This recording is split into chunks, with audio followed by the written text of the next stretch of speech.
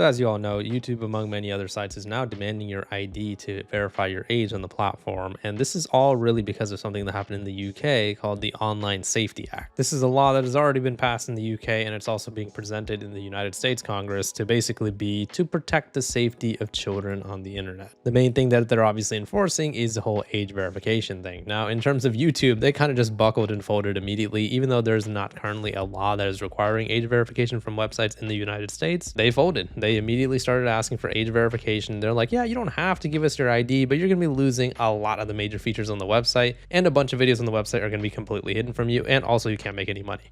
But yeah, you don't have to give it to us though. So obviously this led to a lot of backlash from the online community. There have been a bunch of change.org petitions that have been put up. This one in particular almost reaching 117,000 verified signatures. Usually these change.org things, I'll be honest, they don't really do much, especially in terms of YouTube's decisions, but at least it's a good way to show that we are unified against YouTube's decisions. The YouTube community themselves uploaded so many videos, including myself, where we were talking about the ID age verification thing. I was talking about the updates of it, YouTube's responses, and a bunch of things like that. But there is a website that I've heard of throughout my time on the internet, but never actually went on until now, which is called 4chan. 4chan is basically an image bulletin board where you can post comments about certain topics and share some images. And they have actually been one of the people who have actually refused to comply with the whole ID verification thing. So basically this was a forum that was founded to talk about anime in 2003, and Ofcom, which is a government approved authority in the United Kingdom, they apparently did an investigation which shows that 4chan has failed to comply with the Online Safety Act of 2023, and that the site failed to respond to a statutory information request, failed to complete and keep a record of a suitable content risk assessment,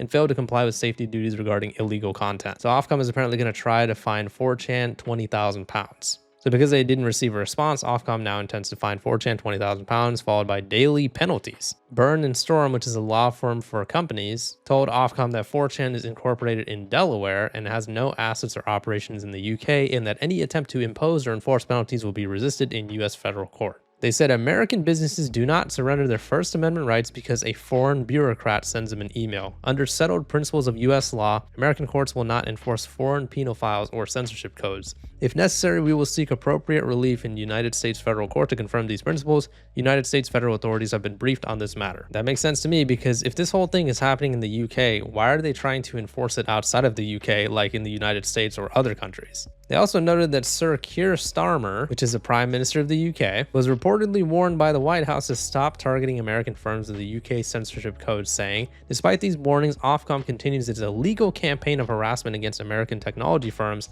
A political solution to this matter is urgently required and must come from the highest levels of American government. We call on the Trump administration to invoke all diplomatic and legal levers available to protect American companies from extraterritorial censorship mandates. And then they talked about how there have been like possibly some harassment campaigns on 4chan, stuff like that, which, you know, is fair enough, but that kind of thing happens on a lot of different websites. I can't really speak for 4chan, to be honest, because like I said, I've never used it before, but I do like that they at least are trying to resist this bullshit from the UK government. I mean, like I said, if the law is in the UK, why are they trying to enforce it internationally? It really doesn't make any sense. Like I said, for all I know, 4chan could be the worst website in the world. I have no idea. I've never used it before, but this is much bigger than 4chan. This is just an example of companies willing to actually stand their ground, create an account to read the full story, man, fuck all that, and make sure they don't just blindly abide by this whole Online Safety Act thing. We get it. You guys have enforced this in the UK. It sucks for the UK citizens, but at least keep it over there. Why are you guys trying to spread this around internationally, especially for websites that aren't even based in the UK? It makes no sense. Ofcom is apparently going to try to get UK internet providers to block access to 4chan, and they would apparently be blocking the entire website. And this is because there's NSFW content on 4chan, but again, at the end of the day, I can find NSFW content on YouTube right now. I have a whole playlist of videos like that. I can't really scroll through the playlist because last time I did, I got in trouble. I scrolled through this playlist and apparently one of the thumbnails, while being shown for a second, got my entire video demonetized. This is Ofcom's official investigation, and in their investigation, they said, where we identify compliance failures, we can impose fines of up to £18 million or 10% of qualifying worldwide revenue, whichever is greater. So basically, this is about money. In the most serious cases of non-compliance, and where appropriate, given the risks of harm to individuals in the UK,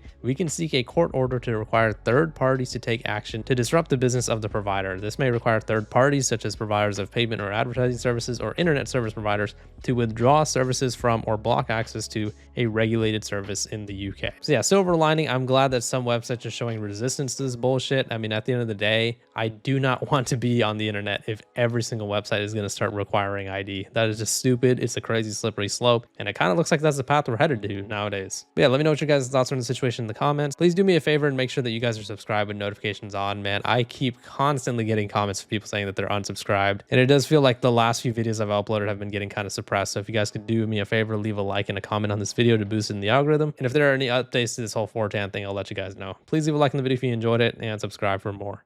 See ya.